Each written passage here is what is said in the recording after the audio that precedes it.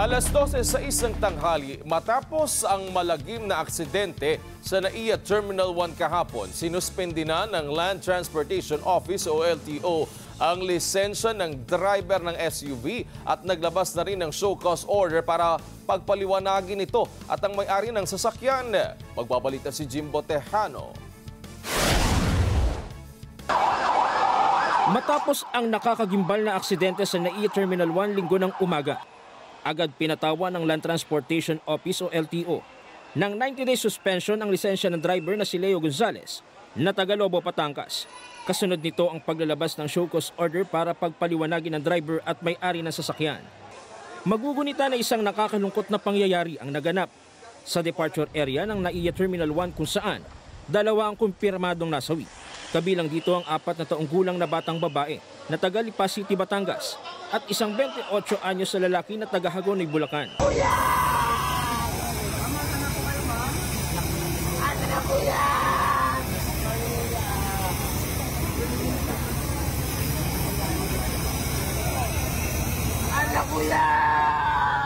Walang tigil sa pagsigaw at pag-iyak ng ama ng biktima na isang OFW matapos ang kalunos-lunos na sinapit ng kanyang anak.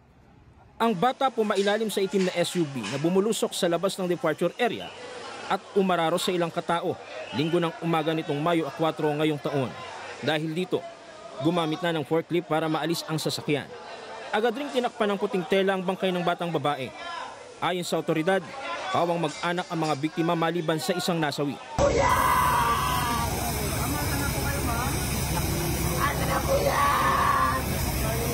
Tatlo ang kumpirmadong nasugatan kabilang ang kaanak ng biktima na sa ngayon ay nagpapagaling sa St. Luke's Hospital sa Taguig City. Ayon sa DOTR, naghatid lang ng pasahero sa Terminal 1 ang driver. Sa inilabas naman na pahayag ng Land Transportation Office, nagpanik umano ang driver ng SUV matapos na may bigla umanong dumaang sasakyan sa kanyang harapan at imbis na preno, accelerator ang natapakan. Pero sa CCTV, walang nakitang dumaan na sasakyan sa harapan nito. Bagay na patuloy ang ginagawang investigasyon ng mga otoridad kung ano ang sanhi ng insidente. Mag-aalas 4 naman ng umaga nang dumating ang ilang tauhan ng Overseas Workers Welfare Administration o OWA sa Veronica Funeral Home sa Pasay City upang umasiste sa kaanak ng nasawing bata. Kasunod nito ang pagdating ng mismong ama ng biktima at ilan pang kaanak na hindi na muna nagbigay ng pahayag sa media. Pasado alas 5 naman ng umaga nang umalis sa funeral homes ang pamilya para ihatid sa Lipa City, Batangas ang labi ng biktima, kung saan doon nakatakdang iburol.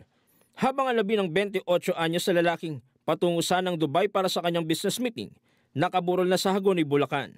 Sa closed circuit television o CCTV ng NAIA Terminal 1, na agad kumalat sa social media, kitang mabilis umabante ang itim na SUV sa harapan ng terminal at saka inararo ang mga tao roon. Sa cellphone video nakuha ng isang netizen, nagkalat ang ilang gamit at bagahe sa harapan ng terminal. Gayon din ang iba pang mga biktima na nakahandusay sa labas ng departure area. Disgrasya, men! Mamaya! Dahil dito, inihayag ni Ramon Ang, chairman ng San Miguel at presidente ng New NAIA Infra Corporation o NNIC, na sasagutin nila ang lahat ng gastusin ng mga biktima.